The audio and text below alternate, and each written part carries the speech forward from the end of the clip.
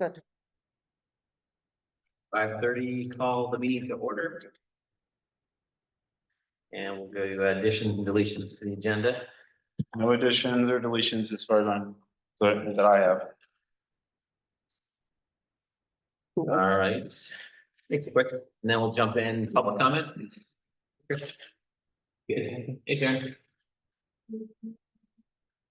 I have some, three issues to bring up about the municipal code of records. So the passing of minority. And the first one is the letter was written at the meeting. I just qualified as young as a letter to immigration of a personal, it's a personal issue and it's not town business, so that shouldn't be voted on by the select board. Okay. And that it actually is a conflict of interest. And it's actually considered an issue. That it's this is a personal sorry. It's a benefit to a city select board member who should, if it were able to be town business, that person should recuse from the vote, which didn't happen. Okay, but the reality is it can't be town business because it's a personal issue, it's not town business. Okay, and that person would benefit financially, and that makes it even more problematic. So, I have more details on that, but I don't. Great, go ahead. The second issue is that law says that after, within 120 days after the election or appointment of a member, a legislative body is supposed to go through this ethics training, and it's supposed to be recorded, and I don't know, is that recorded somewhere? Because I've noticed that other towns have it listed right on their website, the names that people that have actually gone through that. Okay, yeah, we can look into that, Kyle. I know I did, I got a confirmation, so you can post it if you want. Go ahead, what's Yeah, next? I mean, it could be helpful for, no. Sure. And then the other part of it is the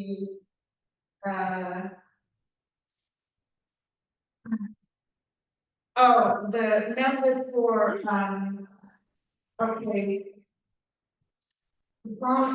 Posted, procedures for investigation and enforcement of complaints.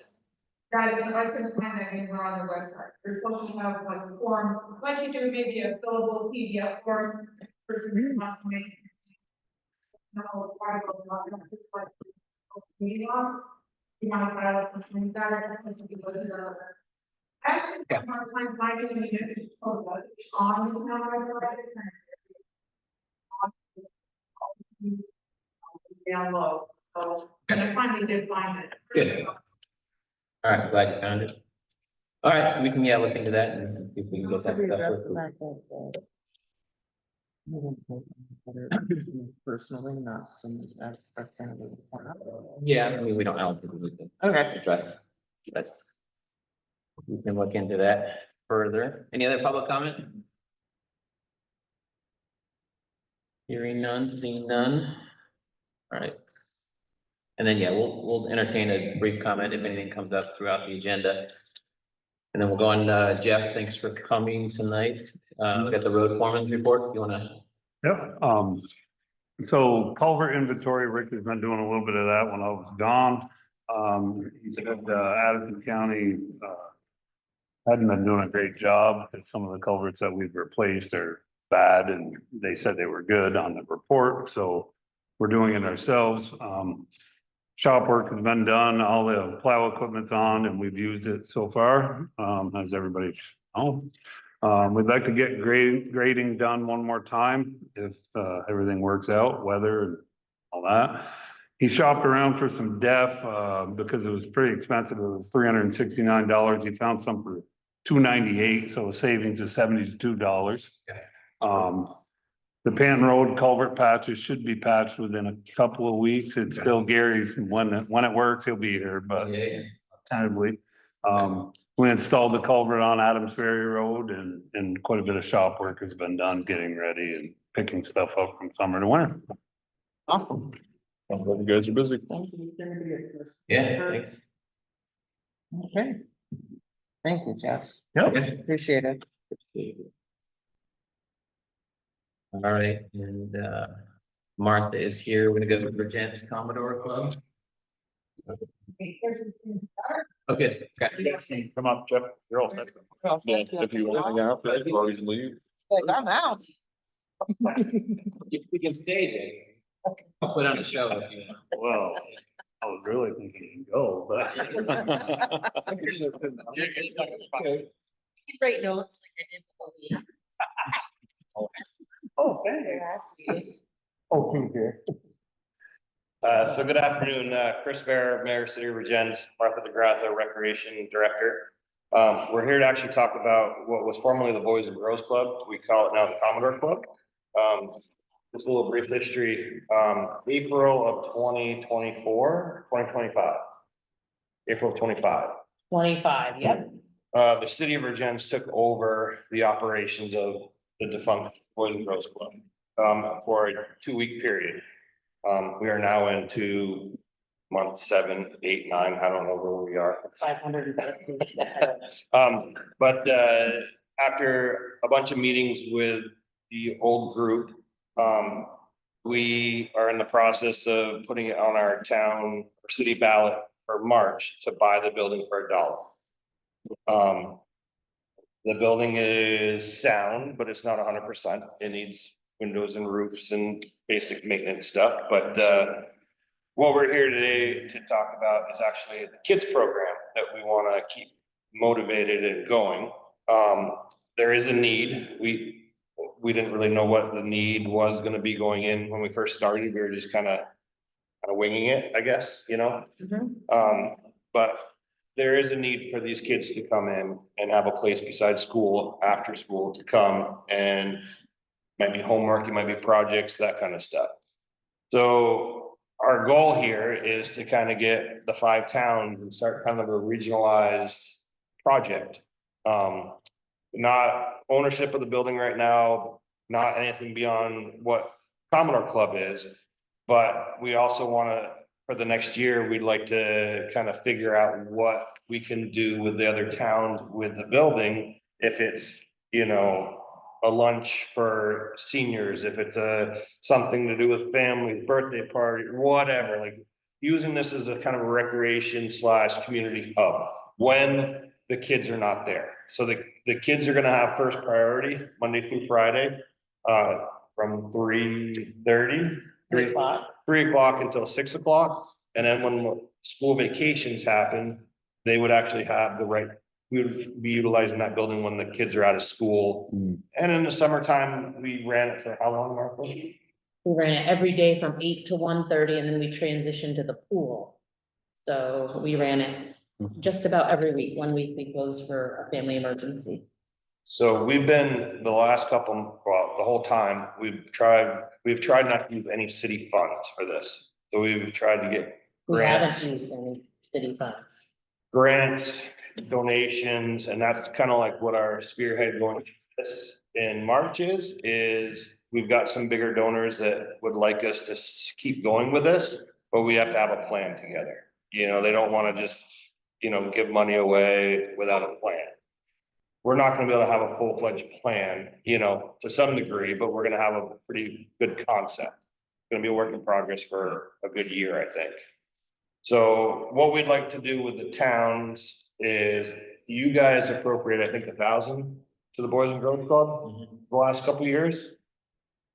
We'd like to continue that as kind of your, you know, placeholder in this and to build upon that. Not money wise, but we'd like your feedback. We'd like to maybe start a board with different people in the towns to come on board and design this with Martha, of course.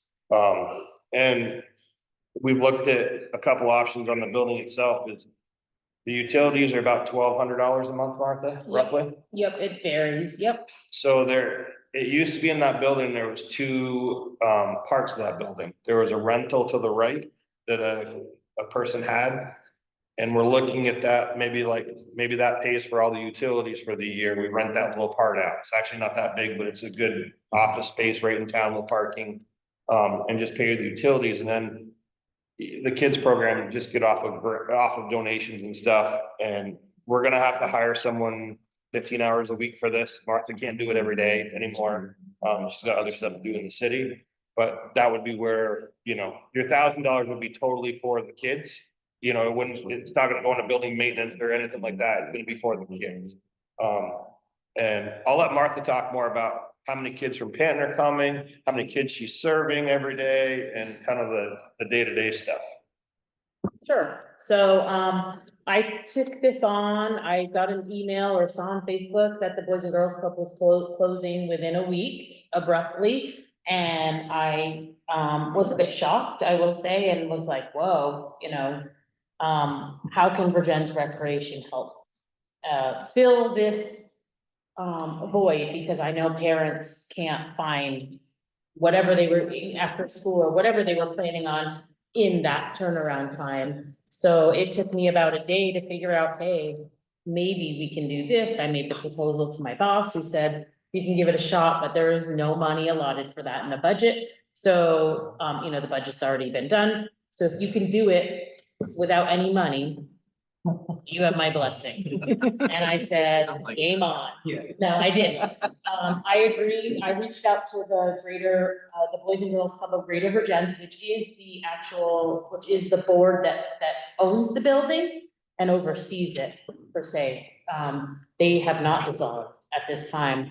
And they thought that was a great idea, that I would come in for 2 weeks and kind of fill that gap and run the after-school program, continue to run what they had started until April vacations. That was just a couple of weeks. And then, they could figure out what they could do on their end, and that would kind of be it.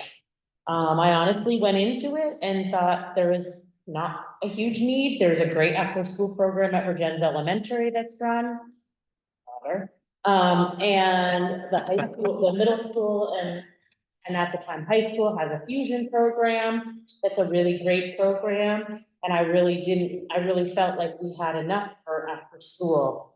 And since I got in those walls, I realized how incredibly wrong and short-sighted I was.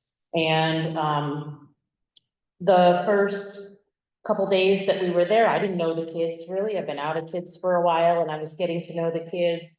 By Wednesday of that week, those kids had made a paper chain of when the club was gonna close, when I was closing the club, like, how you count down to Christmas, and that tore at my heartstrings. I was like, oof, and we started off with 4 kids. That's about the average of what they had every day after school. And then the next week there was 8. And then it was April vacation, and I said, I want to give it a little bit more time. The Sons of the American Legion gave $2,500. Perfect. That can keep us open, and we'll do another few weeks. And it just kind of kept evolving, and the numbers kept growing, and people kept coming. And then the next thing you know, we had 18 kids regularly. And then it was, what are you going to do for the summer? And I was like, oh, I don't know what I'm going to do for the summer. And I got a $5,000 grant from the Vermont Community Foundation. Oh, we're going to be open. And then I was able to partner with Addison Northwest School District in their food program, so we could have lunches for the summer and snacks. So, okay, we're going to go for the summer. We can go to 1:30, but I run the pool, so we can transition them over to the pool. Then we had a donor 5 pool passes for all the people that were coming. Then our numbers are up to 24 people, and I'm 1 person. So I was like, oh, I need to do something there. So I hired one of just an assistant to help me out for the summer, and then continued to go, because I really realized that it was a place that the kids need to have after school that isn't in the school building. They need a different place. So we continue to go. We average 24 children a day right now, upwards of 35 some days, which is borderline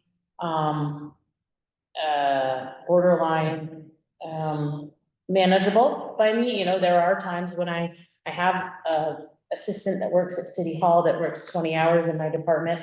She's basically on call and I'll be like, we have an agreement that we have a 1 to 10 ratio of children in the building. So if we go over that, I have to call her in. We have 12 members from Canton that have signed up. And I am incredibly proud of the fact that we have 7 that come regularly. That's a lot of kids for Canton. They're middle school kids, in middle school, it's 5th through 11th, these are the Canton people. And they all know I'm from Canton, you know, we have a little Canton thing going on, but they know. They all knew I was coming here tonight. It's been a huge success. We, as far as I'm concerned, we have our. I'm continuing to advocate to get money. I got another $5,000 from the Walter Surf Foundation. I have a $10,000 grant coming in. So I don't love the idea that we're kind of sneaking by our fingers, but I'm about ready to do, it's like Giving Tuesday on December 2nd. I'm about ready to put it out.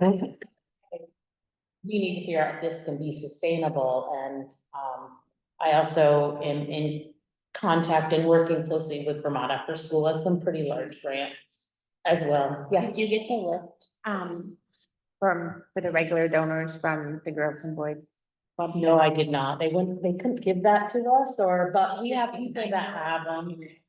If you know people, and yeah. Like that one. Oh, you did? Yes. Yeah. So from my time in development, there's a piece there that's confidential and Yeah. you have to get a sign off Oh, from each from- individual donor and yeah. Yeah, we have a large donations that come from Canton residents. Well, I will say that, one of our largest donors, or, when it was the Boys and Girls Club. So that's where we're at. I'm looking at this to be a long-term, after school program. I'm getting a little bit of pushback that technically the city of Virgins is offering a free after-school program to ANWSD residents. But what they don't know is that, and anything for that club is being paid for by donors for these small grants that I've gotten. And also it's extremely needed.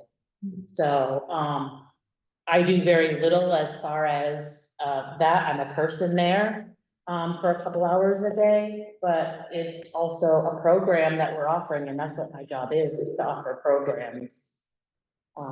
We did just open a teen food pantry this past week, and it was brought on by a child that stuffed their backpack with ramen noodles and was sitting outside in the dark, and we couldn't figure out why, and then it was figured out that that's why, and we made the suggestion that we start a teen food pantry, and that's what we did, and it has been overwhelmingly successful, and the donors have been great, and there's a huge amount of food insecurity in our area.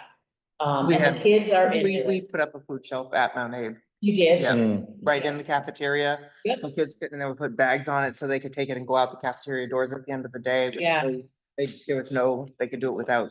It's been great. It's no judgment food Yep. pantry. And the kids have been, we've had 23 people that don't come to the Commodore Club come to the food pantry. And the kids are inventorying it. They're putting the food out, they're organizing it. They're bringing down the refrigerator from upstairs, and I didn't know that was happening. I was gonna take care. We had a refrigerator upstairs and the kids brought it down yesterday. I guess what we just did. I brought the refrigerator down. Oh, yeah, no, we do have a fridge. We just got that, and they cleaned it out, and I double checked it. It's so awesome to watch kids get so invested in that. They are. yeah. Yeah. Helps them develop that passion. Yeah. It's really wonderful. Yep, and everything we do there is child-led, is what I call it. It should be teen-led is a better. Right now, we're kind of changing some things around in there, and they're very much a part of it. We also are creating some behavioral, Guidelines. issues and guidelines and consequences, and they're all a part of that.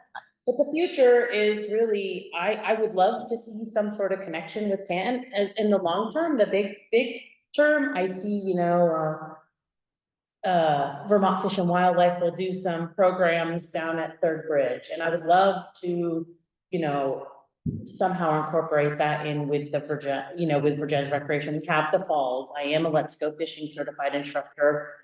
We can do the things there, but Third Bridge and the Clark, that's something I would love every child to witness, or, you know, things like that, and Arnold Bay, and there's a lot of sharing that we could do.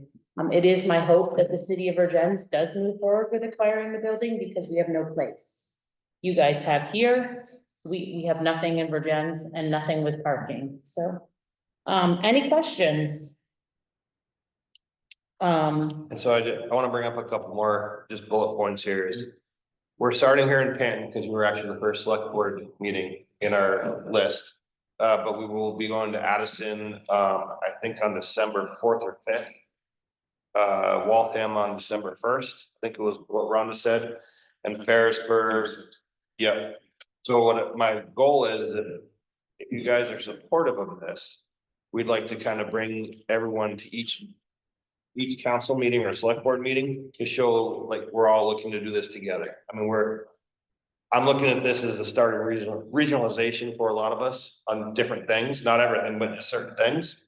And I think this is a great opportunity, and we're not gonna ask any more money than what you were already giving for all the towns. I think we gave 5,000 a year. Yeah, Virgins does, Well, did. Waltham, I think, was like 750. Don't quote me on the numbers, and Addison was like 1,000, and Ferris might have been $2,000. That's all. 500. Okay, well, either way, that'll change. But we're not trying to make any money here. We're just trying to get enough to kind of fulfill, to kind of just keep going. Right. But we also want to, like I said, we want to start this process. If the city votes to take the building over, then we want to start getting together with all the towns and being like, okay, what would you like to see besides the Commodore Club? So our options are all It's wide nice open. to think about it regionally, because we are a 5-town group, and Mhm. and Virgins is the only place big enough to have a rec department, but we know that all 5 towns of kids participate in those programs. So another thing just to think about recreation wise, right now, you guys as Canton residents, Addison residents, and Ferrisburg pay more to come use the city pool and city things.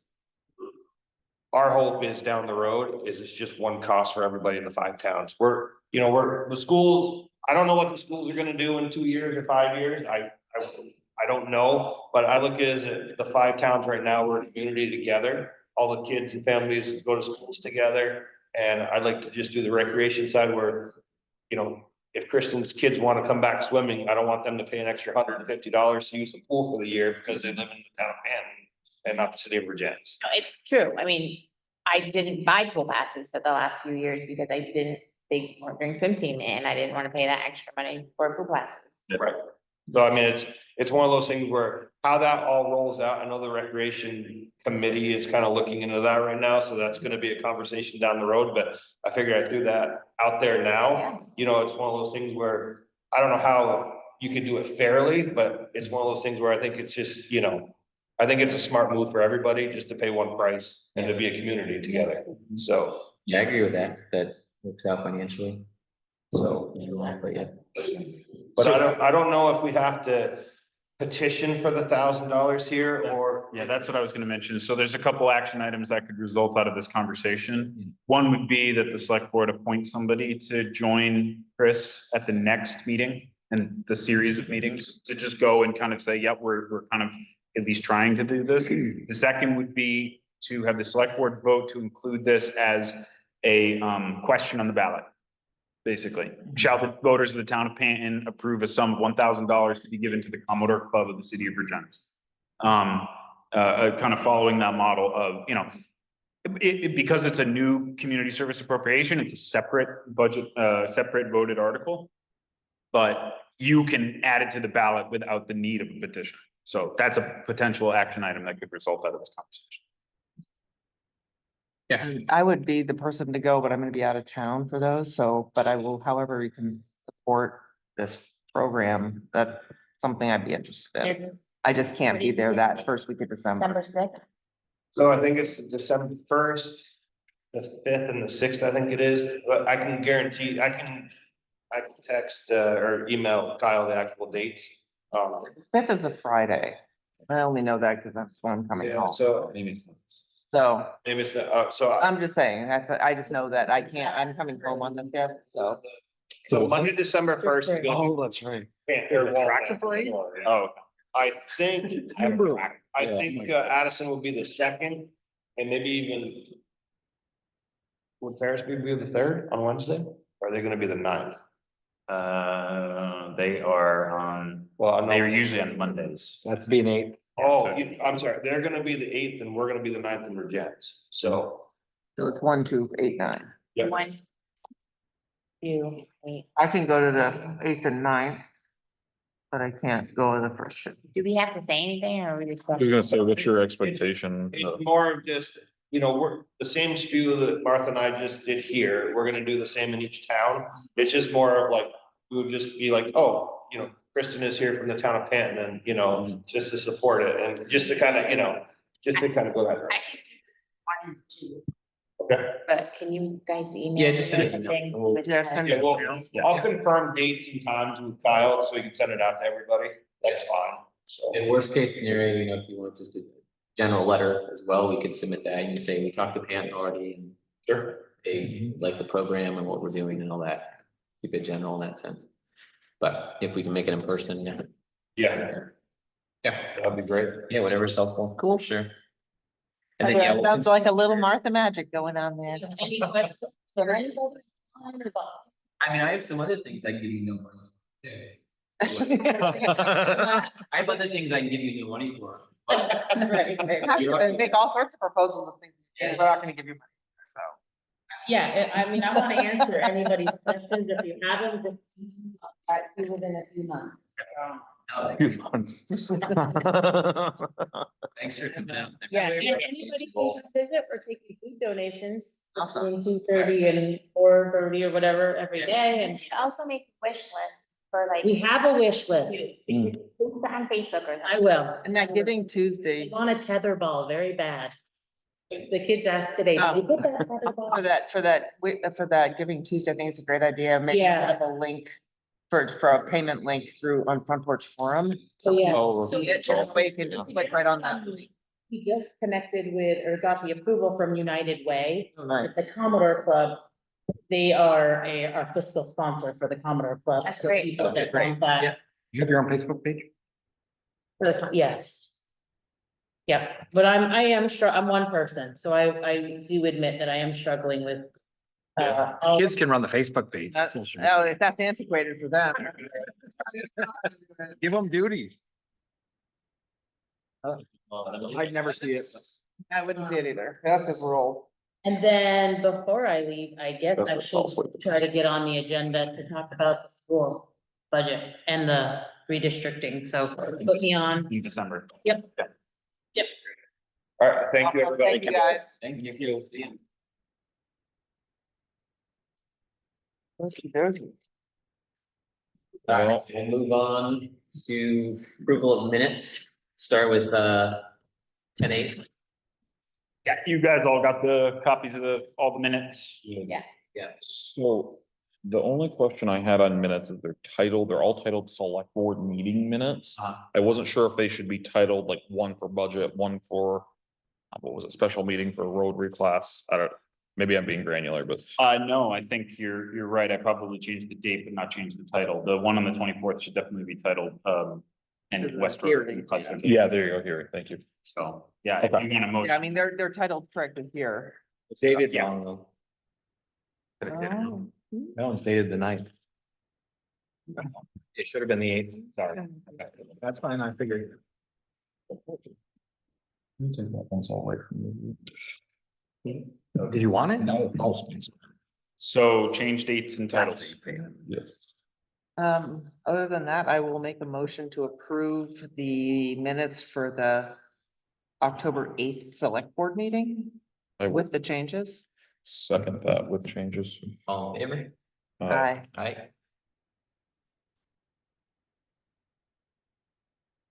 That's for all of us. Well, I can lump them all together. Yeah, that's fine. Okay, so I just No, lumped that's them all together. Yeah, Because yeah. I was actually at all. I know, I've been working hard to get. And that, just take a revote real quick, just all in favor of lumping. Lumping them all Oh, together. lumping all together. Aye. Aye. All right, Kyle, you're up, clerk treasurer. Yes. Been a very busy couple of weeks. We've got a lot going on, which is actually really cool. Tons of reorganization projects, a lot of stuff that's gonna be action items for later that are just things that are come up that I'm not ready to, like, I don't have all the data yet. So, the Lake Champlain Basin Program, basically, I'm gonna do a grant overview real quick because we have a bunch, and I just want to kind of give you an update of where we're at for all the grants. So the Lake Champlain Basin Program pre-work, they accepted us, they gave us approval, I had to do more work, and now we're in the approval stage, and everything's going fine. We have a great grant officer, I've already met with her, things are good. The Caring for Canopies grant, which was the ash tree cut down and then replacement, we are paid off on that. So we submitted the final invoice and we've already received the money from the Department of Forest Park and Recreation. So paid off, great, got our $6,000, costs are covered, everything's done, grant is Awesome. done. I have to submit a final report that that's it. The structures grant, as Jeff said, we're still waiting on the pavement to get the reimbursement. It hasn't been submitted yet, just waiting on that. I'll have a little bit more to discuss on that as we get into the budget. I'll show you how we're accounting for that in a more accurate fashion. The AARP grant for the sound dampening panels in the town hall, we did not get that grant. But there are more grant approvals later on, so we'll discuss that when we get there. FEMA, still waiting on the $1,400 in the category Z administrative cost grant. Unfortunately, it's just a real, it's kind of a pain.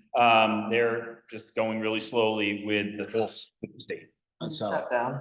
yeah, and the shutdown, well, they were an agency that stayed in business, so to speak, but yeah, it still affected everything. So, we got $500 from Ben and Jerry's that we're looking to use for the little memorial park over there. I'm still waiting to talk to, the Board of Votes. I just haven't had a chance yet. So we still have $500 outstanding. That is all the grants that we have right now. First tax payments have come in. We're approximately $50,000 shy of full payment. Past due notices have already been sent. Interest has been calculated and sent out as well. And that was something that had been kind of hit or miss before. Tax bill says if you don't pay by November 1st, you accrue 1% interest on the principal every month until you're paid up on your first payment. That is the letter of the select board policy from years back, and that was enforced this year and bills were sent out. The education payment of $925,000 is going to be hand delivered to the office of the superintendent on the 20th of November, which is the last day. And they promised me they will cash the check promptly this time instead of letting it sit for a week, which was really annoying because we lost out on a week's worth of interest on $900,000 for no reason because they just didn't cash the check. Delinquent tax nearly collected. We're down to $14,000. And folks are a little, we're trying, Barb's really trying. Lots of great work being done on the town records, storage upgrades, recorded documents, interesting maps and surveys that have been discovered. There's a whole new organization system downstairs. I mean, it's just a whole different thing. It's like, there's a lot that we're going through and finding. There's a new, I know I've been talking to the select board about setting up a new bank account for the reserve funds. I demoed a product today with our municipal banking officers at Community Bank who offered me a separate but similar product that is going to make my life tremendously easier and not even have to open another bank account.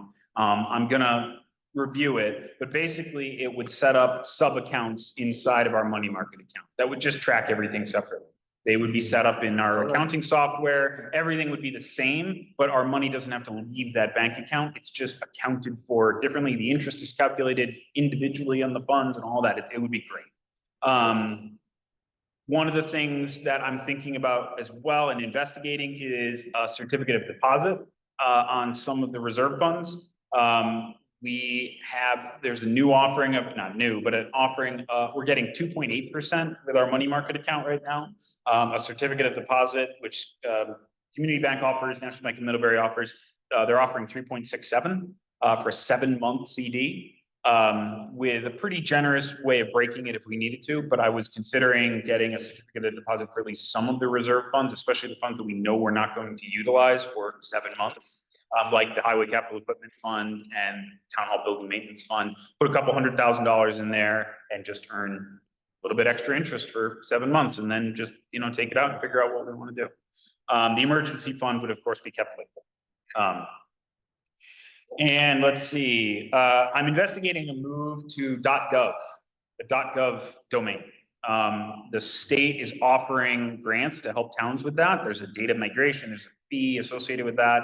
I'm investigating it. State hasn't come out with their RFP for the grant yet, but it is something I'm looking into. The domain itself would be free in perpetuity, which would be great. But the cost of the migration would be a little bit, and then that's what the grant would help for. So it would change our website, it would change our email addresses, things like that. But we would be paying vt.gov.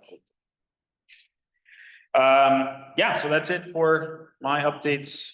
Like I said, very busy month, actually. I'll have a lot more to talk about probably in December or January.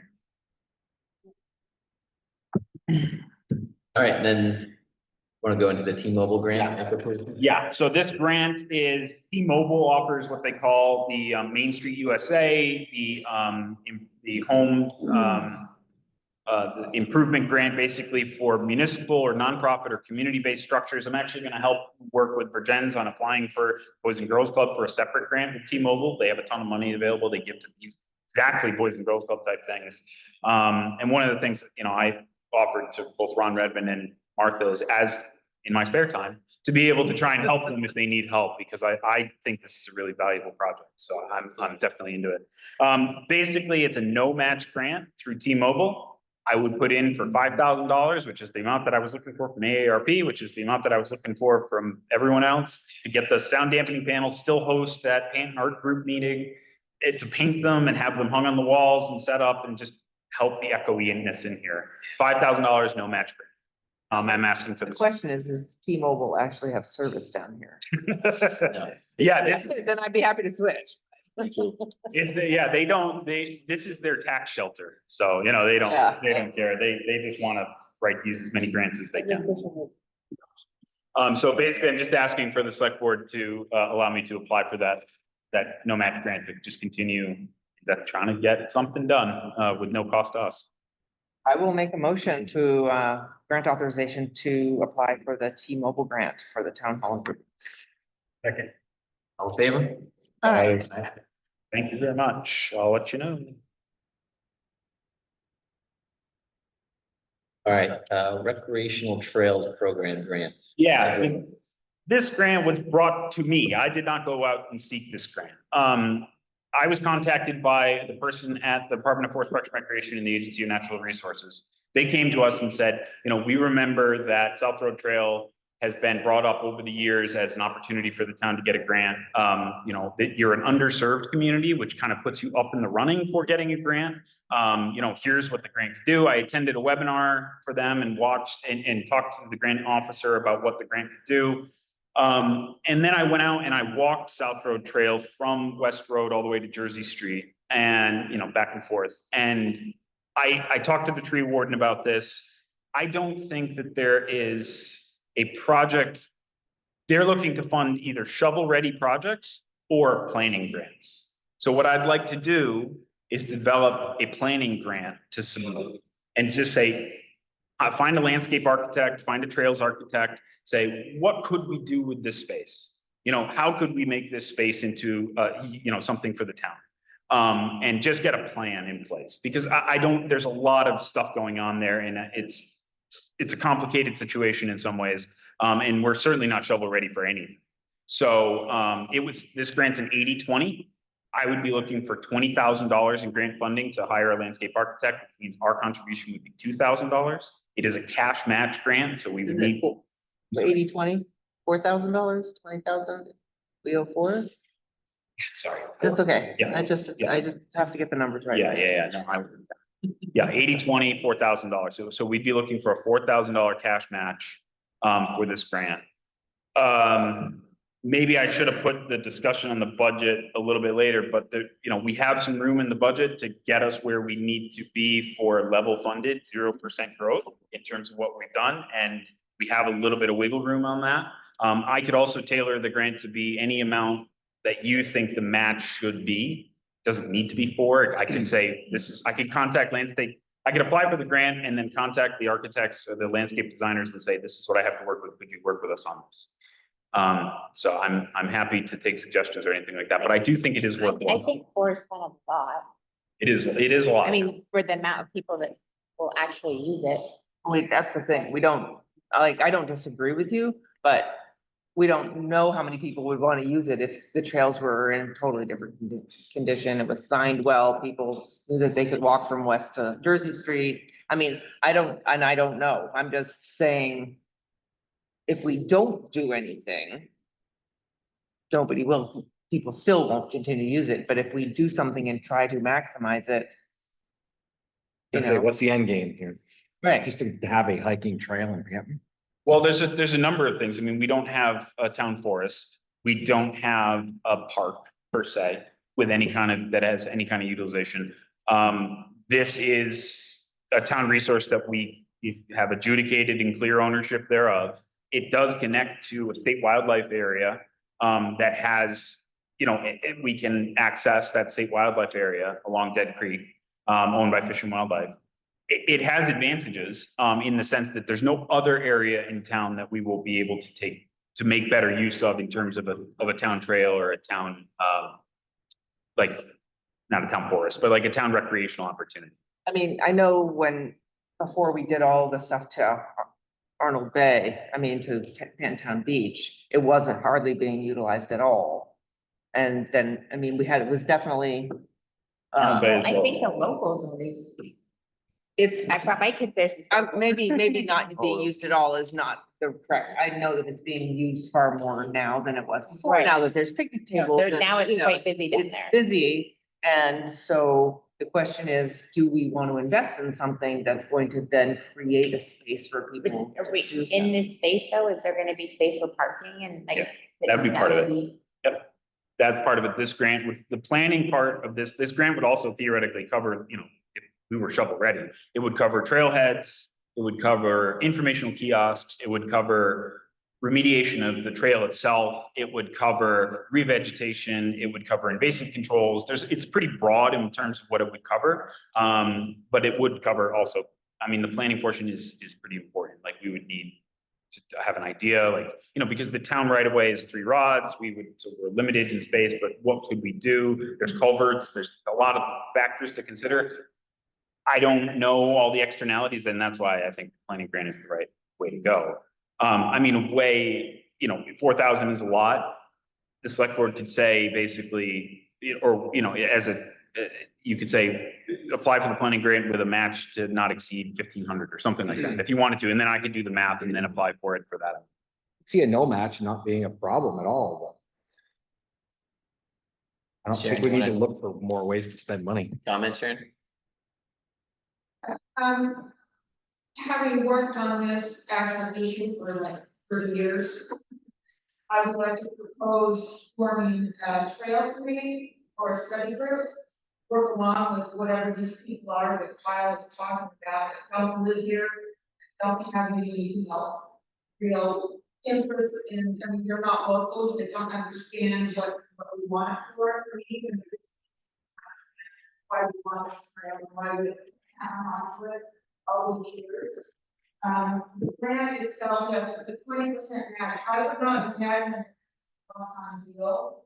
This grant the deadline is like next week, so obviously you're not gonna make it for this year. And that would give you a whole year to evaluate And I would suggest evaluating, the long-term plan, the overall plan, what your end game is, and then break it down into increments.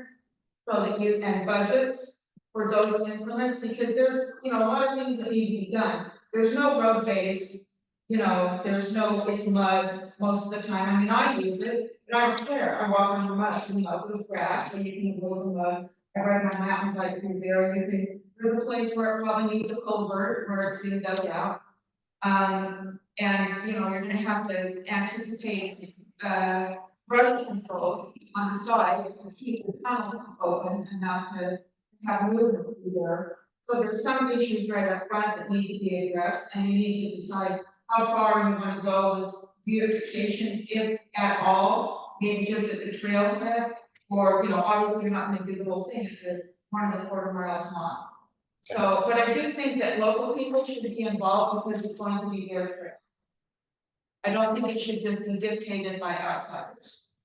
I know it is due next week. My plan was, I was going to draft it as a planning grant, and then as part of the grant, it was gonna be, meet with the planning commission and work with the tree warden to set up a series of meetings with town residents. Kind of like the development of a town plan, but it would be very specific to South. It was not gonna be just hire some landscape architect to do this. It was gonna be, get buy-in and see what other folks want to do. The grant people say that the average grant that they award yearly is about $7,000. Well, $7,000 is going to get your car on that too. That's a big number. You're gonna have to cut it down into smaller pieces. Martha? Yeah, so I just want to put this out there, and I don't know, people might be aware or may not be aware, but Harrisburg has a trails committee, Virgins has a trails committee. Harrisburg is really close to getting to the train station, all the way from, Greenbush Road. They have, I think they have the easements and everything, and they're real close to make that would be a shovel-ready project to get to the train station. So our goal in our recreation department is, hey, let's get to the train station, because then we have this huge connect. And then the next dream is to get across the bridge, we want to get across the bridge to get access to the lake. Something that maybe should be on the radar of Canton, because then Canton will come into play, should we ever, and we have these things to get, we're close. It would be great if we could,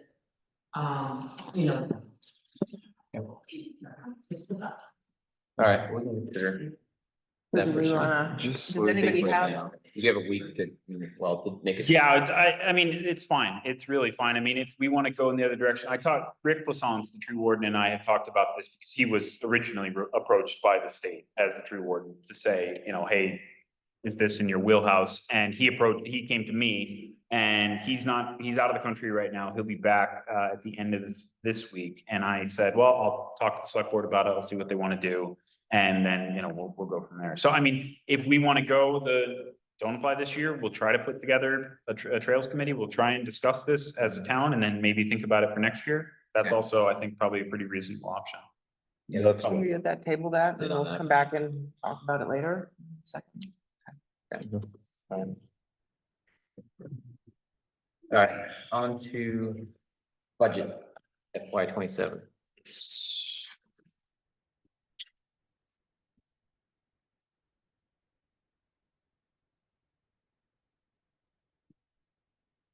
Okay. So, the biggest change was the current use. The townwide reappraisal generated a significant increase in farm property, of the value of farmland. And so current use exemptions went up, which also meant that the town's portion of what current use comes back to us also went up. I had it in the budget at 64,000, which is approximately what we had budgeted for FY 26. It's a 2-year lagging kind of metric. And so this year we're actually getting, and it's not in here because I didn't put it in here, actually I should have. We're getting $87,000 from current use. So we're approximately $23,000 more from current use revenue than we had budgeted for this year, which is great for us. Next year, I talked to the State Department of Property Valuation and Review, and that calculated number that's in your budget packet of 80,000 is accurate, based on their method of calculation and my data, and I confirmed it. So we can expect somewhere in the neighborhood of $80,000 for current use in fiscal 27. Again, lagging indicator, so it's going to be based on FY 25, whereas FY 26 is based on FY 24. So that's great. That's, that brings us, that changes the non-tax revenue portion of the budget consideration. And so if we scroll to the bottom, to the very end of the budget considerations, and we see that the actual municipal budget right now is $54,492.80. Is it like line 50? Line 263, I think, should be line 263. At the very bottom. So because that non-tax revenue helping offset the amount to be raised by taxes, that puts us basically right in line where we are this year. And so if we were to add that $1,000 back in for the Boys and Girls Club, that puts us basically at exactly a level funded budget from last year. 0% growth with all the things that we've changed, the $25,000 for paving, the salary increases, the change in health insurance and all those different things. Now, I understand that that's still, obviously this is still a draft up for select board discussion and further review. One thing that I was made aware of is that the health insurance changes need to be agreed upon by the sign up, the enrollees by not January 1st, but by December 15th. So the State Health Connect needs to know, and the different plans, Blue Cross Blue Shield or MVP need to know. I still, Melissa Dayton came up, with some great information on MVP, and I'm still kind of looking back and forth to see, what's going to make the most sense in terms of that. But with what we have right now, that, this is the number that sits there. I did make a couple, or I want to also propose a couple changes, and they came subsequent to me posting this on the website, and I did not change it in so that we were all talking about the same thing, but I'll tell you about the changes right now. Line 124, assessor and lister services. I believe that was $6,000. I've raised after a conversation with our assessor, and the unfortunate, and I can talk about it, but I mean, I've just found some stuff that's going to need some serious work coming up. $8,000 is more reasonable, in terms of what he thinks a budget line item for his services will be. And so, with that, let's see, I think I put it in.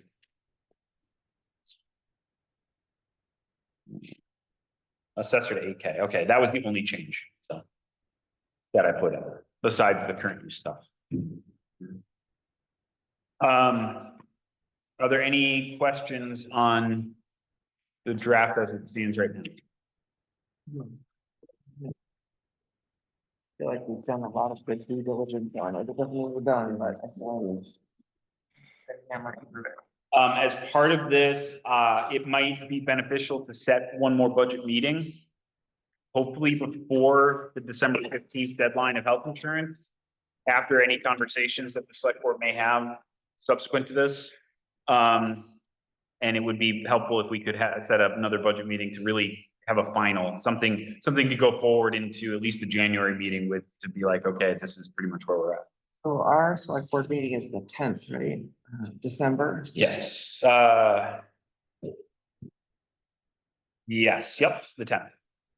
So other than going to the Commodore Club reinforcement campaign, we could do a budget meeting on the 9th, if people can do Tuesday night, and then we'll have that going right into. Then we'll be on the 10th, we'd be Yeah. able to. That's not a bad idea. I don't think I've got anything that would prevent that.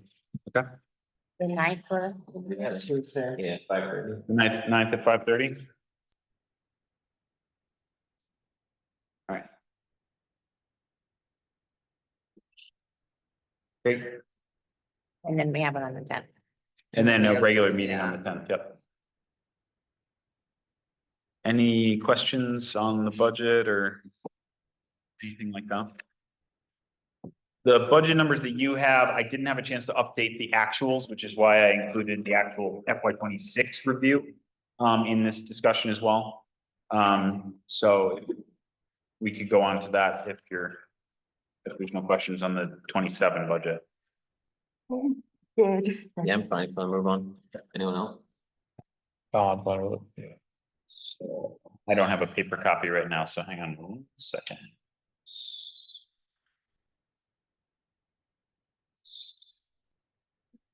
Wait, did I have oh, sorry, I skipped the reserve fund definitions. Sorry, that's the next item. That's why it's next. Thing.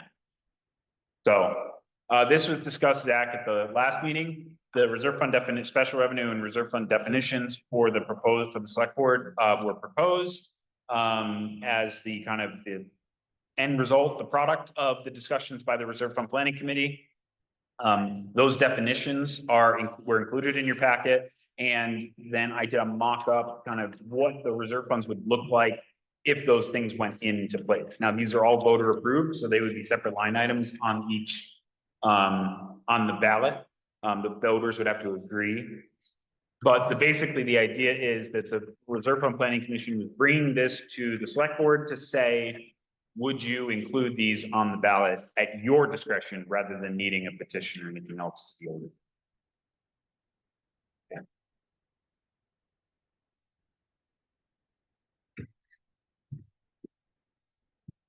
All right, I feel like they're very specific, and someone correct me if I'm wrong, I don't have a ton of experience with reserve funds.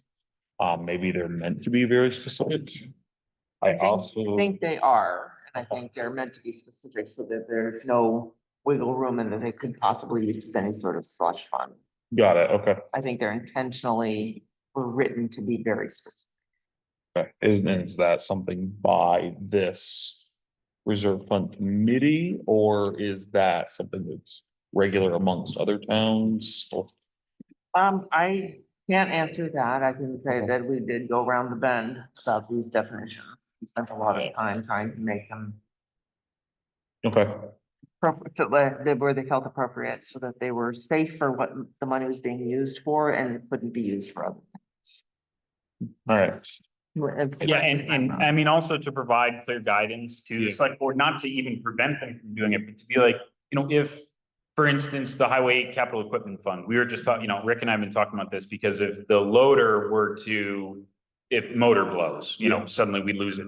Would we have the capacity in a reserve fund to be able to then replace the motor on the loader instead of having to go look out for a new loader or something like that? Right. Under the current definition, it's kind of nebulous. There's no real guidance to the select board as to how that money can be expended. Under the new definition, it's clear. It can be used to make substantial modifications that extend the useful life. And that's a very reasonable addition in that. And Rick and I talked about the definitions that are appropriate to the highway department. So basically the tire fund, the highway capital equipment fund, and the highway capital project fund. He's fine with eliminating the tire fund, just knowing that it's going to be a budgeted line item every year. He knows what he needs for tires, and he knows, this is what it's going to cost, and this is the kind of thing that we're looking at. The highway equipment fund, he liked the idea of having the highway equipment fund be able to be used for expanding the useful life of a vehicle. He was less enthusiastic about the elimination of the highway project fund, brought down to such a low degree, because it has been useful in the past to be able to provide flexibility for taking advantage of grants or other projects. However,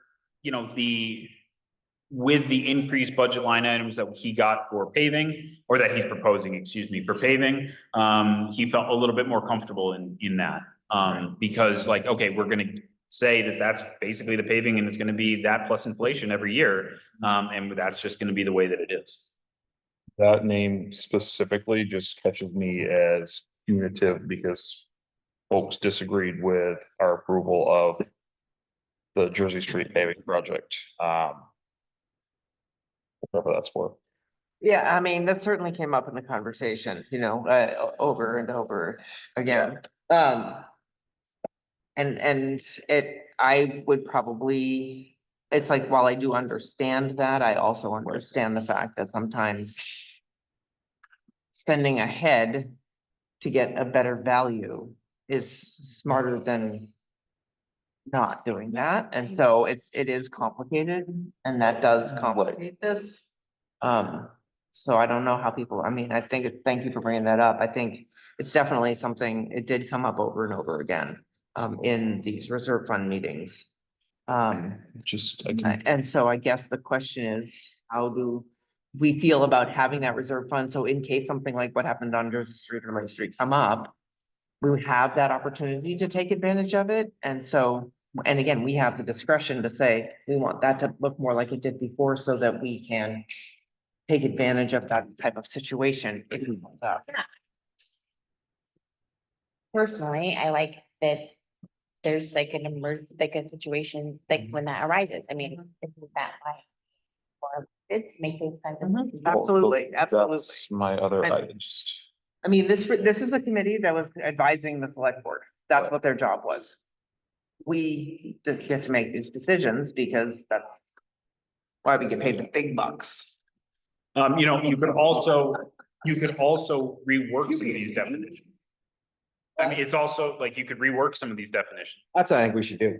You could change them and say, this is your proposal, this is our thoughts, this is what we will consider putting on the ballot, that's totally within your. Totally, absolutely. Yeah, this is nothing set in stone about these. They are proposals by a committee that was formed and asked to do this work. And in terms of that paving situation, they definitely had monofocus on that. They definitely all were thinking the same way.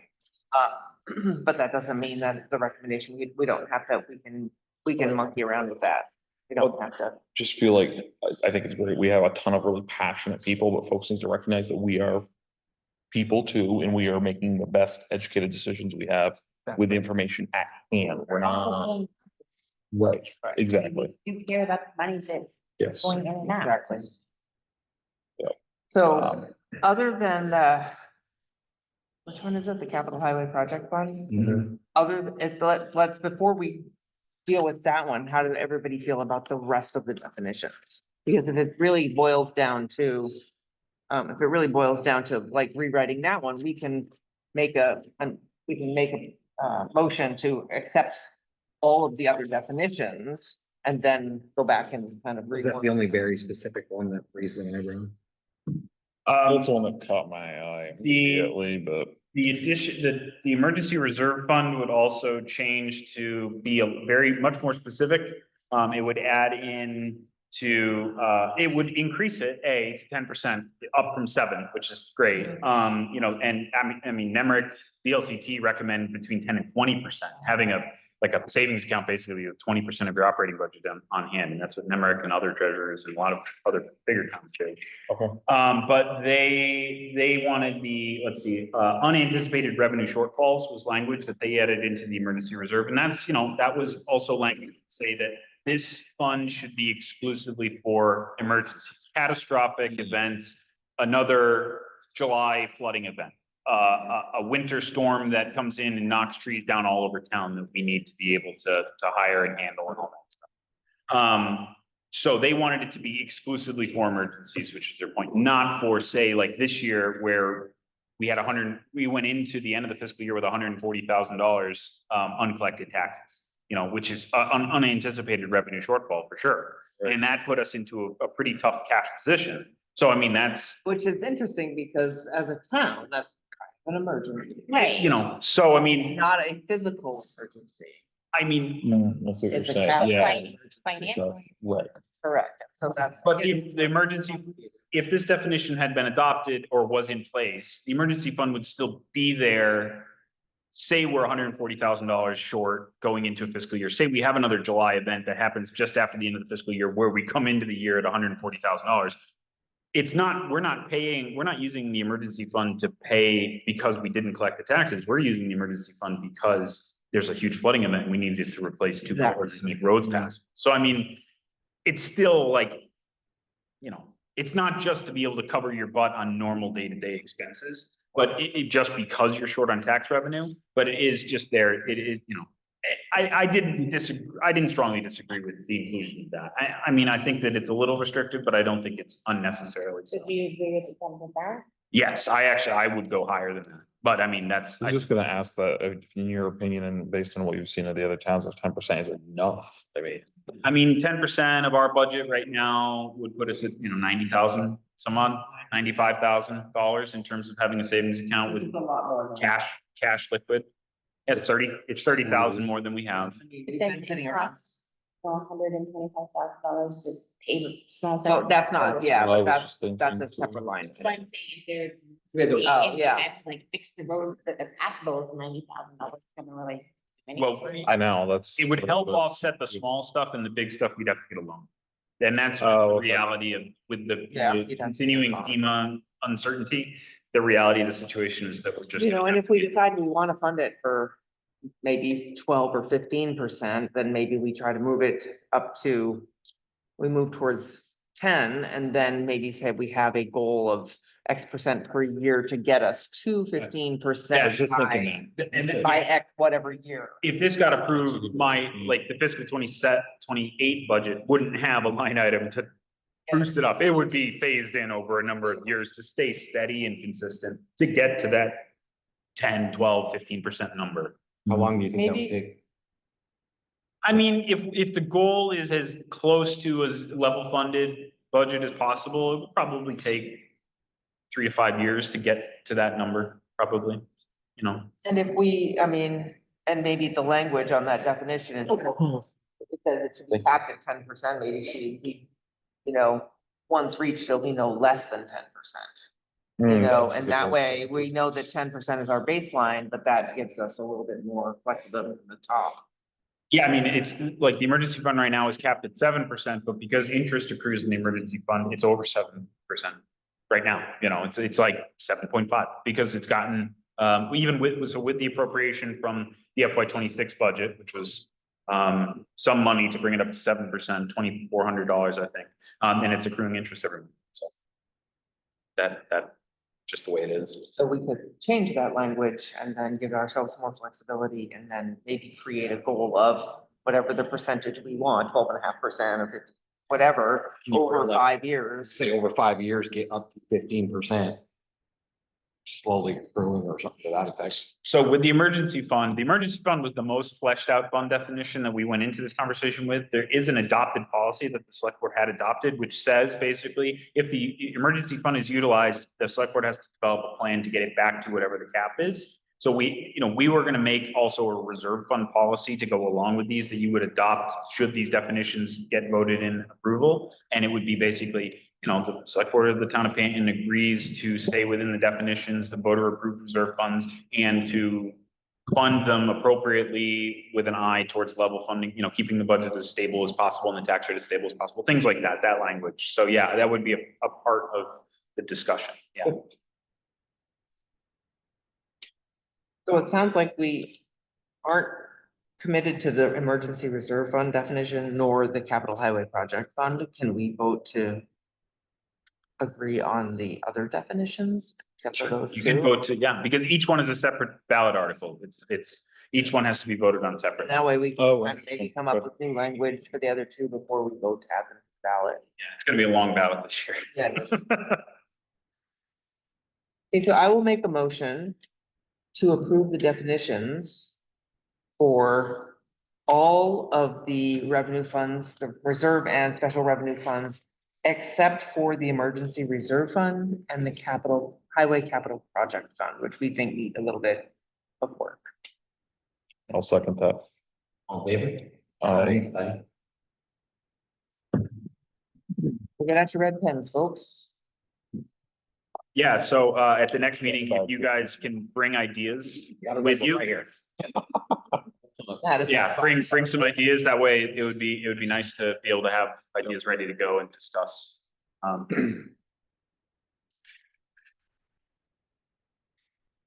I should add, so that motion passed, there were some other items on this for the ballot as well. and I don't know if you should vote on those separately. So there's two, or at least, let's see, there's, the additional item for the ballot under the town building maintenance reserve fund is the $90,000 from this fund shall be transferred to the highway capital equipment fund. And, that was it. So, Because the other one was to do with the capital, project fund, which we'll deal with later. But that additional item for the ballot, the 90,000 from this one. So the town building maintenance reserve fund has 100 and some odd thousand, $120,000 in it currently. It was proposed by the reserve fund planning committee that that money could be better used to offset the potential purchase of a new truck at some point in the near future, within the next 2 years. And by moving 90,000 from that, that'll still leave us with like $20,000, $25,000 in the town building maintenance fund, and still allow us to have money in the highway capital equipment fund to offset the cost of a loan. The amount of money we need for a loan. And we don't have any major things coming up with this program. No, the structures are in pretty good shape. The town garage buildings are new. One of the things I forgot to update the select board on is that the construction of the salt shed at Waltham's Penny, down there, on their nickel, is pretty near done. And they had Cornerstone Building Solutions come in and work through the whole thing. They put new joists in, new rafters, they put in new things, they put siding on it to match the color scheme of the rest of the town hall buildings. They did the whole thing. And Waltham, we didn't pay a penny of it. So it's an improvement to we get to include it on our assets, and they pay everything. So I'm still waiting to get the final bill from them because it will be part of our depreciation schedule. And as part of the MOU, you all agreed that we would, if for some reason the agreement fell apart, an amortized schedule of repayment would happen over time. I mean, not the agreement's fine. There's no, Walton's happy with the results. We're happy with the results. so we need a motion about the $90,000. Yeah, it's a separate ballot item. Yeah. Just from the building maintenance to the capital equipment fund because of the truck schedule, that we have something coming. That was my question. Are the trucks on a schedule for replacement? Yeah. That's gonna be another ballot question, and that's gonna be at the select board meeting in December. Once I have everything ready to go, we're gonna present the warning to you. You're gonna vote on it. One of the warning items is, it was kind of a question as to, because we're not buying a truck now, we're buying it 2 years from now, but we have to agree to the contract to buy the body of the dump bed now, even though the money's not leaving the door. The select board is now kind of encumbering the funds to be able to do it. And so even though we're not paying for it right now, it's gonna have to be on the ballot because it's gonna be a voter approved. And it would take 2 years for the body to get here. Yeah. Got it, okay. But that's also why I said maybe some of the funds could be put into a certificate of deposit. Because if we know we're not gonna use it for 2 years, earn as much interest on it as possible, yeah.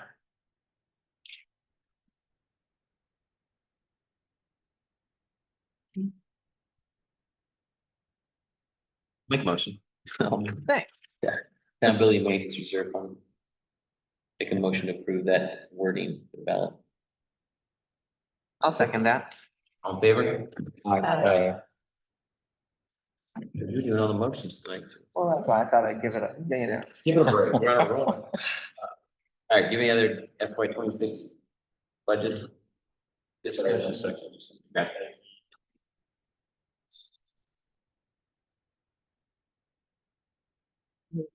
We have a level funded budget.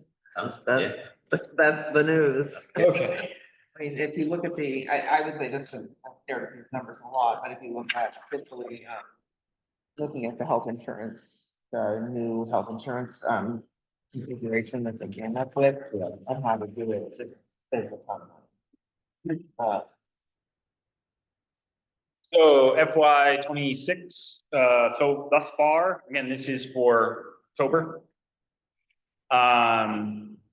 We've collected, our bank account's a little healthier than it is even in this. At approximately $1.4 million in the bank. That again is accruing interest for us until we have to send 925 out the door for the education payment coming up at the end of the month. This first sheet is the balance sheet, so it's kind of, where we're at. So, 1.5 million in property tax left to collect. The delinquent tax receivable down to 4,000, and this again is as of October. Yep. Grant receivable from FEMA, 1,400. We have a few things that just accounting things that I'll need to take care of and have been kind of working on. The education tax payment, page 2 of the balance sheet, is 1.8 million. So we're paying half approximately now. I paid down, we had a little, I kind of did a revenue projection. We owed $100,000 on the TAN. I paid half of it down now so that we're not accruing interest on that 50,000. So that way we're just a little ahead. We still owe 50,000 on it. We can still borrow an additional $269,000 on it basically. Which is going to help get us through between after the school tax payment and before the May tax payment. We'll be pulling on that TAN again. But I paid it down because there's no sense in paying interest. That interest compounds daily. So there's no sense in paying interest on something that's compounding daily if we had the money in the account. I've actually considered paying the rest of it off right now, but I think I'm going to hold off and just, it's only $400 in interest right now, $400 or $500. It's a pretty low rate because it compounds daily. So it's not terrible. And we're seeing, excess revenue in a couple different areas too. So, okay, that's it for balance sheets. So this time I included the balance sheets of all the different funds that the town has right now. So that will give you just an idea of where the other funds are standing as well. ARPA keeps coming up because as soon as the audit is closed for FY25, that's going away. We're never going to hear about that again. So, but it's still on there because it's just. The reappraisal fund has approximately $11,000 in it. That's not counting the 2,000 that it's owed by the voter appropriation from last year. So we're talking 13. We're going to be looking at a reappraisal in 2030. So that's basically the new state law. Restoration and preservation has 15. This doesn't account for some of the things that I purchased for the town hall, the new shelving and stuff for the walls and all that stuff. The Arnold Bay Special Revenue Fund has about $1,000 in it. We're waiting on a couple things, but that is pretty much spent only because the dock and again, I talked about this last week, aluminum dock and a couple other improvements, it's going to get spent down to basically nothing. Which is, that was its point. It's all being used for Arnold Bay. Let's see. So there's 3 additional funds in here that are not technically reserve funds or even they're kind of special revenue funds. It's basically an accounting way for me to track grants. The auditor wants us to track grants, not in our general fund, special fund by themselves. So federal grants, we haven't gotten any this year, zero balance on that fund. State and regional grants. So there is right now that negative $77,000 on that. That's all the expenses that we had accrued from trees, the tree grant, cutting down the trees, all that stuff, and the culverts. The tree grant is paid off. And today, after a conversation with Melissa Dayton, and again, thank you, Melissa, she's a wonderful resource for us. I created a grant receivable for this so it offsets it because we are anticipating that revenue. So that fund it's just an accounting thing to bring it down to zero. Basically, we are anticipating the structures grant revenue of at least $71,000, and it's going to be much more than that once we put in the labor costs, even minus the 20% in-kind match that the town is offering. Right. But this is the way we're accounting for grants now, and it's much more auditor friendly and much more reasonable. Corporate and nonprofit grants, the only one that we've received is the $500 from Ben and Jerry so far. So that's why this is just $500 balance. I'm just sitting there. I got to talk to the board. Oh, yeah, on that. Yep. Digitization and IT, we did buy some new computers for the town office. We had to, because of updates and improvements, but that fund stands at around $14,000. The Highway Capital Equipment Fund stands at about 47. The Highway Project Fund has about 160 or $113,000 in it after the appropriation from this year for the repaving. The emergency fund, again, it's like 68,000. So it's a little bit more than the 7% actually because of the interest accumulations. The tire fund is also planning on being, Rick he's still getting me quotes on, not quotes, he's still getting a plan together. He is buying tires for the truck. He do this already. He was gonna approach the select board. I told him it needs to be on an agenda, so you gotta bring it to me a month prior to when you're doing it. And he knows that, and he's gonna get it to me hopefully before the end of November, so it can be on the December agenda, and it's gonna be tires for the Metro. It's just that's the, But then that tire fund's going away. yeah, it would theoretically go away. Whatever the balance left in it would be transferred to the highway capital equipment fund. And then tires would be budgeted. The town building maintenance fund, so this is the one, yeah, it stands at $120,000 right now. You know, it's not, we have no single project that would even exceed $10,000 that we can think of. I mean, the budgeted line items for building maintenance are usually enough to get us through whatever we need. But this would cover like if the boiler broke or. Sure, yeah, it could, yep. We'd still have $30,000 in it, because that's the one they're talking about moving the 90,000. Right. Yep. I'll take it for 20 out there. It would be a residual up, yeah. Yeah, there would be still 30 grand in Yeah. there. to cover pretty much anything. Pretty much anything, okay, so that brings us out, that's all the funds. We're into the budget now. So let's see, you can see current use, 10-6-00-100-007. This is page 1 of the budget to actual, $87,000, 135% over budgeted expectations of revenue. Great, you know. Glad we got that wrong, in terms of getting it. This late homestead penalty is actually continuing to go up. A lot of people have filed late this year, so we're like, I mean, this is October, reconciled month. We're at like $1,700 now. And the town keeps that. That's the penalty. Other items in terms of revenue, really not much. Yeah, really not much in terms of revenue. We did get some interest income this month because the general fund exceeded the balance of the reserve funds. And so some of the interest generated was actually owed to the regular general fund, the savings account for the town. We're at $300 of interest, which is, you know, so that's good for us. In terms of going into expenditures look pretty normal. Delinquent tax collector, obviously, you know, was budgeted in last year, and it's not in future years because it's a really hard number to pin down. Like, how do you figure that out? Who's going to pay and what? Right. But you can see the delinquent tax collector is 642% above budget, but that's the amount of delinquent taxes that we had, which is a pretty significant amount. So she's at almost $2,000 in terms of the penalties collected, but it is paid for out of the penalties collected, not Right. out of the taxpayer revenue. Notated there. So yeah, pretty normal expenses, nothing major to report in any one particular area. Our VLCT dues are paid. Item 10-710-264-001. Our VLCT dues are paid. Our NEMRIC support is paid. We did go over a little bit on the NEMRIC data backup. Their prices went up, and we also went over a little bit on the computer-related expenses because and some of that might be moved into a different line item. I need to review that with Donna. She might have put that into a different. Did we miscalculate our workers' comp? Just because that's. Yeah, so the way that. Again, the dollar amount's not huge, but it's a huge percentage increase of being over budget. Yeah, the way that the workers' comp is laid out. So the way that passive sends you, they used to send you what you could expect each department in your town to generate as far as its percent of the total cost. They don't do that anymore because they found that their numbers were wildly inaccurate as well. The way it had been calculated was like a 60-40 split, basically, between the highway and the office department.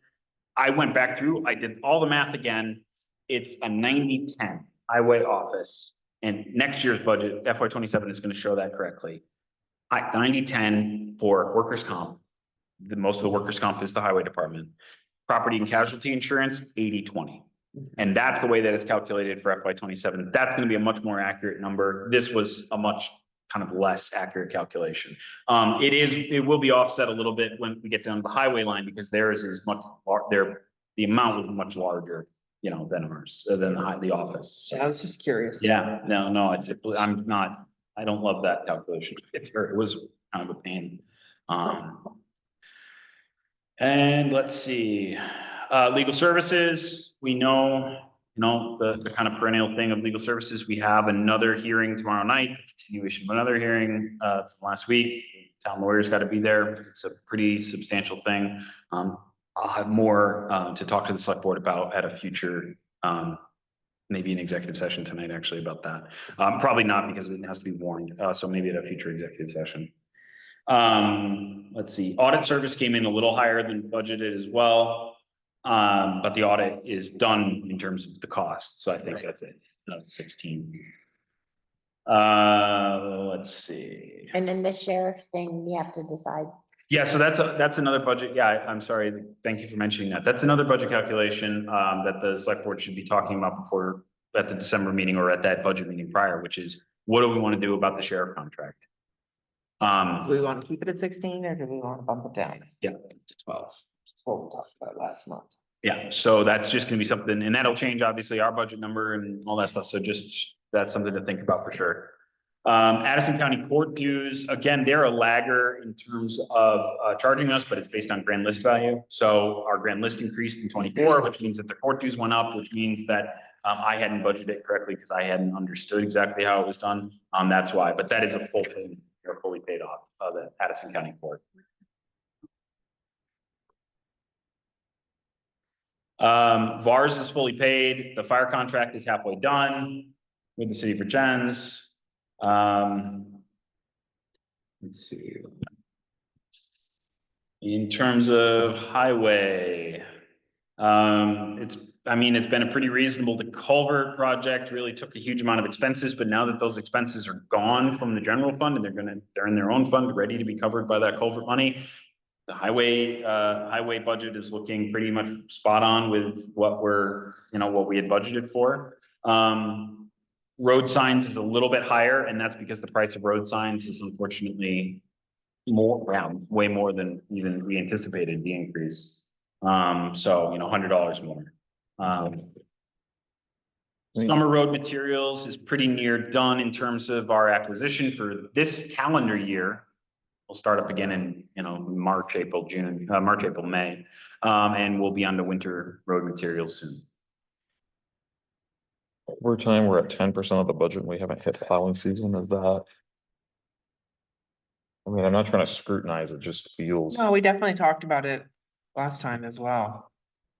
The culvert project is gonna handle some of that overtime. Okay. Because several pieces of that overtime are generated out of the culvert. Yeah, and then at 40% of seasonal help already. I know that was fill-in for when Rick was on vacation, some of it, but. That will also be dealt with by the culvert project. Those are the expenses I haven't pulled out yet because you can't pull the personnel costs out because we have to calculate that. That's our tax calculation, Yep. spike committee. What we do is we pull the physical expenses out and then we put the revenue, excess revenue after the submission of the grant back in. And so it's like what you'll see for, it's up in the revenue pages, but you'll see grant revenue labor. And that revenue offset is what, it's several items away, but it offsets the costs associated with it over time. Let's see, anything else major? So as of end of October, we stood at $418,000 total expenditures. And that's about 36% of our total budget. So end of October, in the ballpark. Again, excess revenue helping offset those excess expenditures, that calculation. Do you think that because we have sort of been not marked out that we should up that overtime? So for the budget for next year, I did. That's the thing. The overtime we're gonna do this year, it's already budgeted. We can't do anything about it. Because it's already budgeted, because that was the conversation we were having last December. So that's really hard, but that may be, some places we have to nip and tuck and find money in other places, because that's what I've heard as well. I think last budget meeting too, we were talking about them, they were taking days off as opposed to taking overtime for every.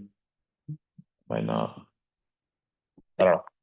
I'm not trying to scrutinize, I'm not trying to upset anybody, I just, No, our job is to scrutinize. The question is, what do we do with the information and then how to move forward with it, right? 'Cause there's Right. 5 of us, I think. I think it's okay to scrutinize. I think that's our job okay, to do that. And I think all the questions are good questions and. yeah. And not Better only. the better we all get it is. Budgeting for. Well, the problem with over budgeting is then then we have to, then our budget's gonna be higher, right? Which is, means we're not gonna be level funding. So you're trying to, it is a really, that threading that needle of what do we need Yeah. versus what we're gonna spend, which you just never can know. And predict the future, And yeah, the weather to boot. yeah. So it's really hard because we're trying to say, how much overtime do we gonna need next winter? Right. Right? Like, is it last winter, we were like, $10,000 should be enough time to get us through the plowing season, but there was no predictions at that point about what. Well, and we also accrued, I mean, there were several storms after we had already voted and approved the budget for next year that changed the overtime actual amount for fiscal 25. Right. So, we saw like March, there were storms in March that we had to plow and pay overtime for. So, yeah, I mean, it's a really difficult number to hit. I talked it over for the FY 27 budget, the number that's in the FY 27 budget. I talked to Rick about it. I said, and he's obviously, he's been doing this for a long time, so he can kind of, feel it out. But I mean, he was okay with the number we have in there in FY 27, which I think is up from FY 26. It's. So any questions on the budget or on the FY 26 actions thus far? No, thanks, Scott. All right, you wanna do? AP? Oh, yeah, I forgot AP added, should have added that. I'm sorry. I just noticed. Okay, yep, my mistake. Got it. There's ones.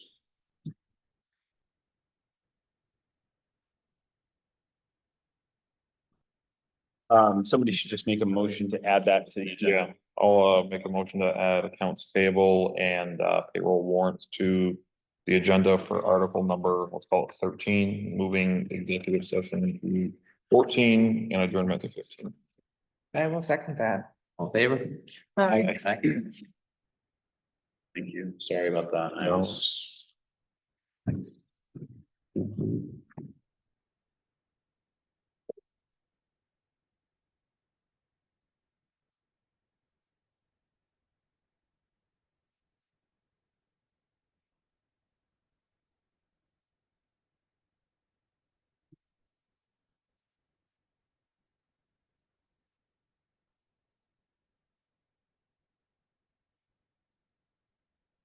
Do you have any questions about anything? And Kirsten and I have great conversations every week when she comes in, so. she's The highlight of my week. The highlight. Are you cheating on me? You're going elsewhere, aren't you? Well, can't buy milk and eggs here in Robert, so.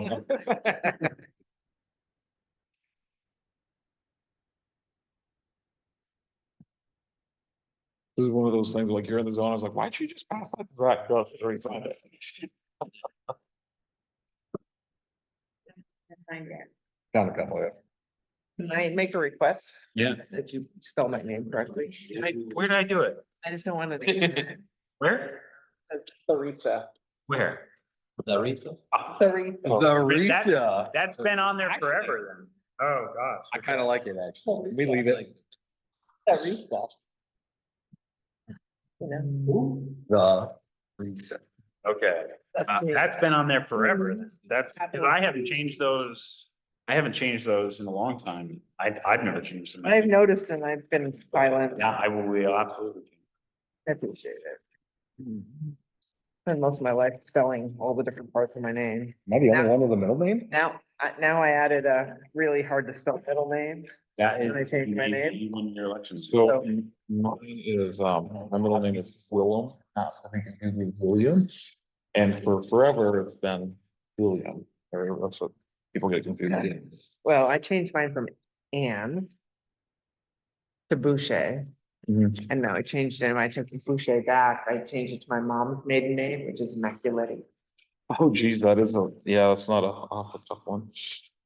Unless you live in northwestern Italy, in which case everybody, they're like, they're like Jones is cool. up there.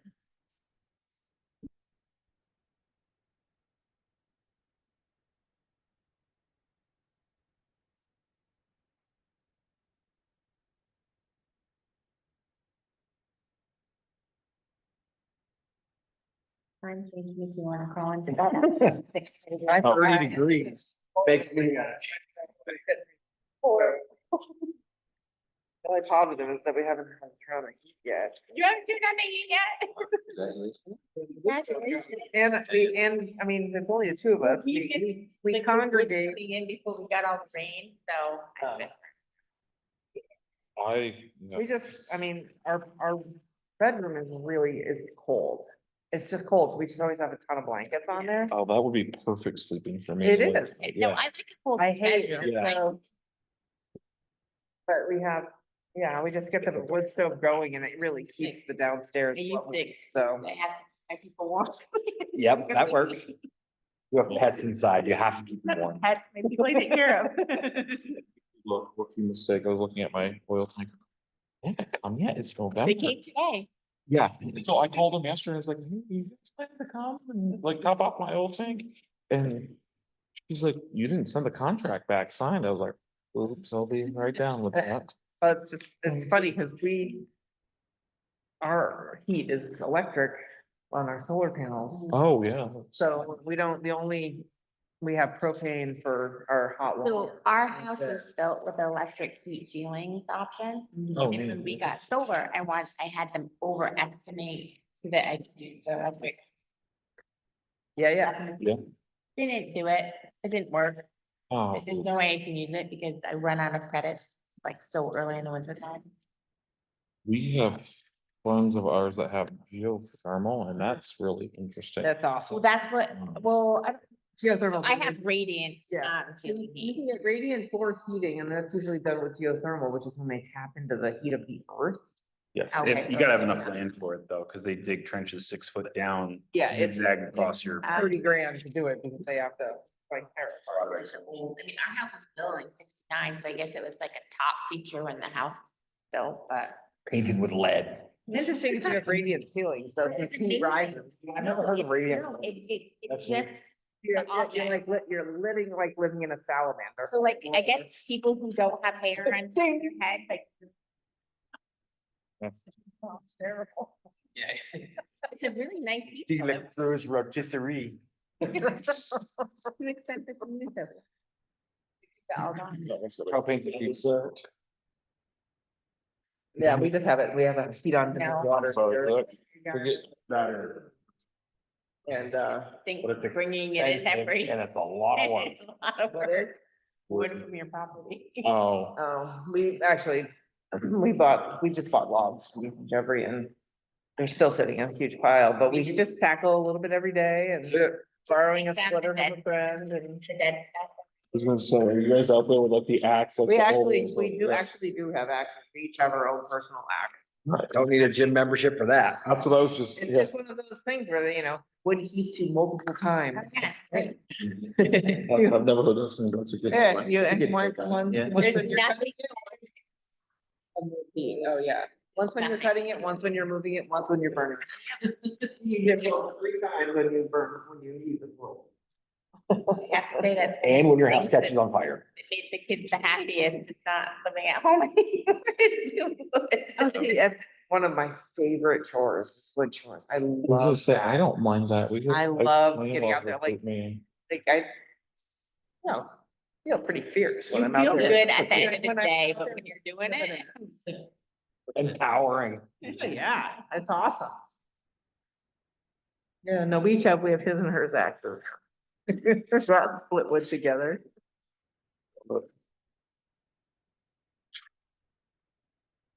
Sorry, guys, I'm sorry. I'm doing- Good. Is there anyone on, Kyle? No one online? Just me. Share the screen.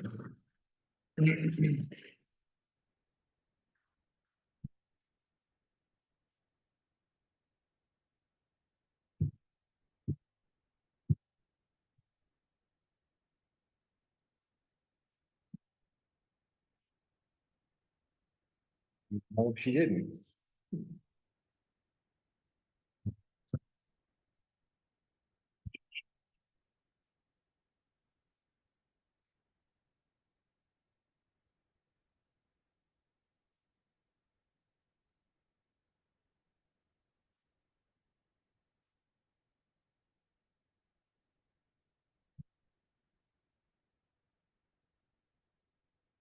Oh, hiking trail. My neighbor, Where'd you go? just walk. Yeah. I mean, I didn't even go to the top. I've never been there. Really? It's Never it either. is Oh, the it's a, greatest- yeah. It's the greatest because it's Who? it's 2/3 of a mile basically till it gets to be steep. Yes. And then it's like a third of a mile is steep and you get this amazing western view. I can do Snake Mountain in 8 minutes. I haven't even hit Snake Oh, Mountain. you haven't done like that? high school. Back in the day, they used to have four-wheelers on there. Oh, that's what you're saying. No Okay. wheeling. So what do you like? In good shape, I would be able to get up, hiking a lot, I could get up, make it about 40 minutes, 40 to 45 minutes. That's a nice ride. Nice ride, nice I walk. like Bucks. But that's such a nice, and so it's like 2/3 of a on mile, that time? literally 2/3 of a mile, like this all rolling, and then it gets a little steep and you get to the top, it's a mile. From, you know, you can. Terrible to say, but I never have time to do these things. Like, You don't. for 27 years, like, and I've never, no, but like, there you have like sports on the weekend. and this Does is Uber fun. Eats go to the top of these things? Terrible. I need a pizza. I'm dying.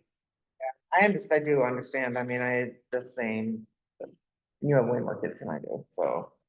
And I still. Someday you'll be an empty nester. Not I that don't far want away. Terrible. Really? And I Oh my don't gosh, want it. I It's love like it. awful. No, just having 2 kids at home, I'm like, Bored? it lost. Oh my can gosh, borrow I them. Awful. Why don't absolutely. you borrow one? Like, I'm not good at, like, I'm good at like having kids sitting that whole thing, that letting go thing and let them create their own life. Oh I'm gosh. not I about think- that. You wanna borrow Blake? I was gonna say, I got 2 all on right next to me. I think that's amazing. I mean, sometimes I feel like I'm just heartless. I love the fact that my kids are independent. But that's also like, I also don't really, it's really hard for me, like the whole idea of subbing in like elementary school. Like gives me like panic attack. Give me No. grades 6 through 12, I'm in, but anything below that, no. No, no, It's no. gonna be one of those crazy old women that like sit down and their kids are like. Come on, grandma, you can borrow your granddaughter for a while. That's, I know, no, like the boys, you know, like they're older and they don't come that often, you know? yeah. You go breakfast. Oh, gosh. It's like, oh. yeah. I just think it's amazing. I think it's just, part of it is just it's really cool to watch them become who they are. you No, know? it is. That's That the part is, that I love, You know, that is. It's just. Like, We can give you a couple more meetings to go to. Yeah. Busy. Not. You go above. No, I still have kids at school, guys. I don't get to go above. Like right now, basketball season has not officially started and I officially have 2 kids practicing every single day of the week right now and tournaments on Sundays.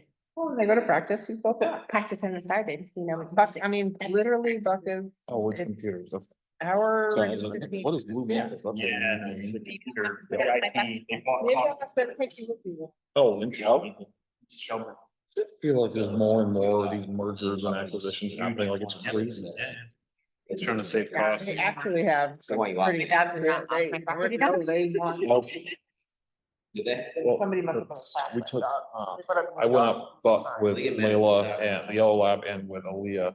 And they got to that steep part and I'm like, and they're like, the Yellow Lab and Aaliyah are running back. Through like, listen, I'm a little out of shape. Okay, I'll get there at some point. You get to the top first, don't let Layla get close to you. Riverfront up. Yeah, yeah. Gravity works better on us, right, Reese? Yeah, the walk down is great. I think down is harder than up. It's so hard when I'm going to, I much prefer up, even though this makes me tired.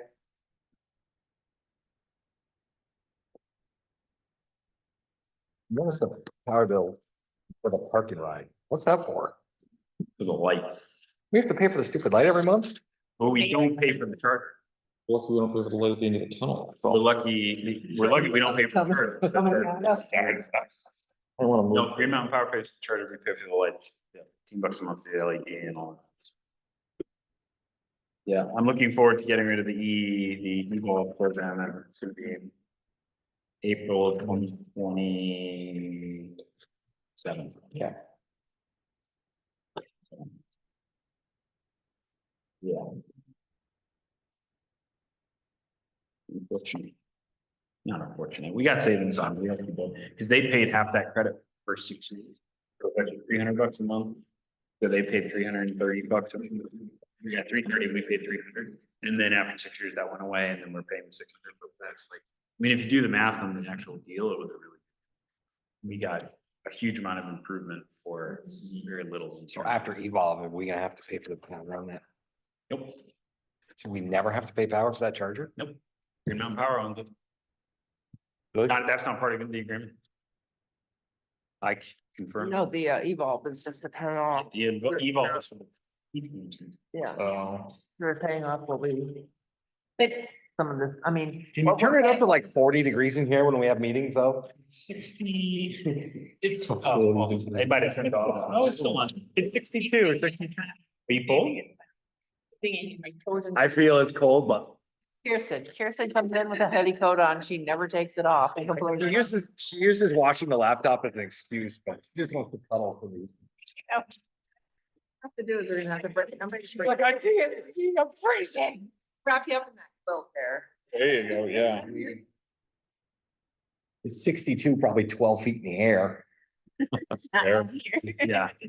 Yeah, the thermostat's on the thing, yeah. Yep. So I've got to use your signature.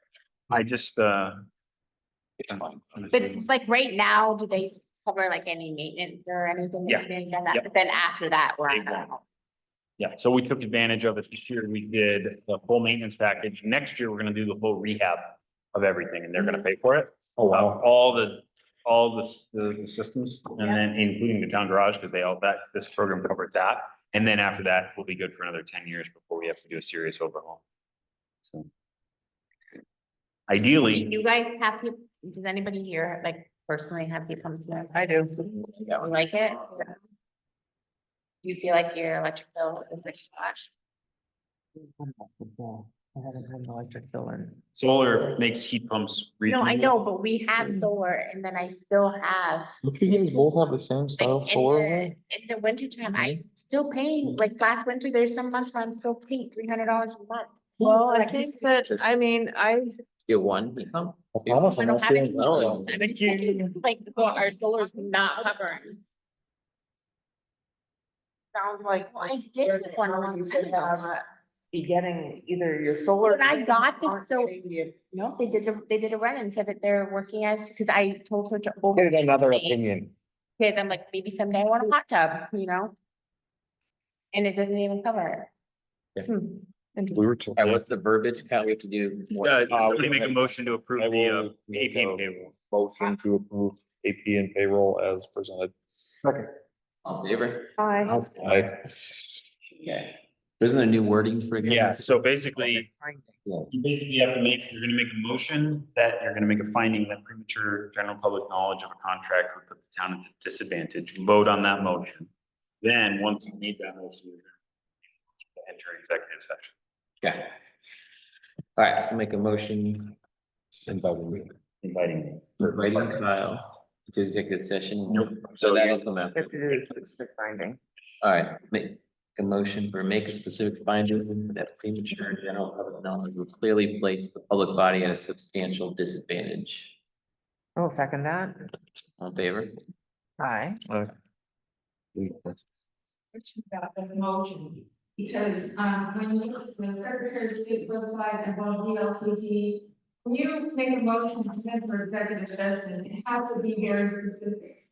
The reason that you're going into executive session to discuss, what are you going to discuss? Like, okay, we're gonna go discuss Virginia's and boundary issues, and that's gonna, put the general public knowledge of this, public body at a substantial disadvantage, but we have to know the reason. So when we make a motion to go into executive session, which we haven't done yet, we have a reason in front of us on the agenda.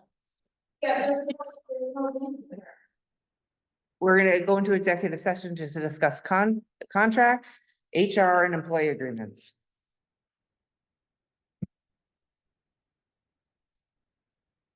We discuss contracts, okay, what contracts?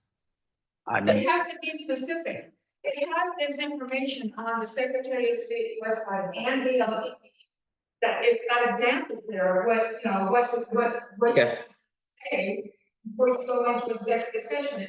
And there's always been a problem in this building, because it's always very vague. yeah, so for next time, so we'll just look next time and that's fine. We'll look at it next time. All right, so I appreciate you. All right, for next time. I appreciate it.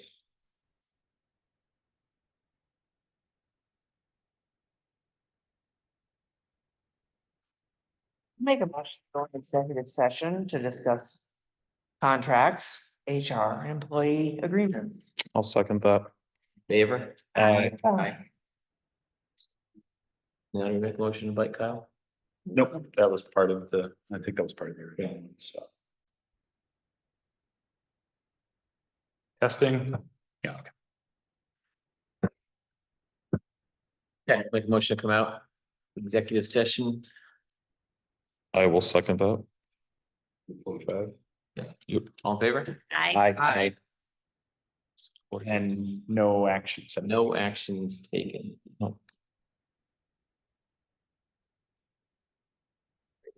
I move that we adjourn the meeting. I second that. All in favor? I. Aye. 45.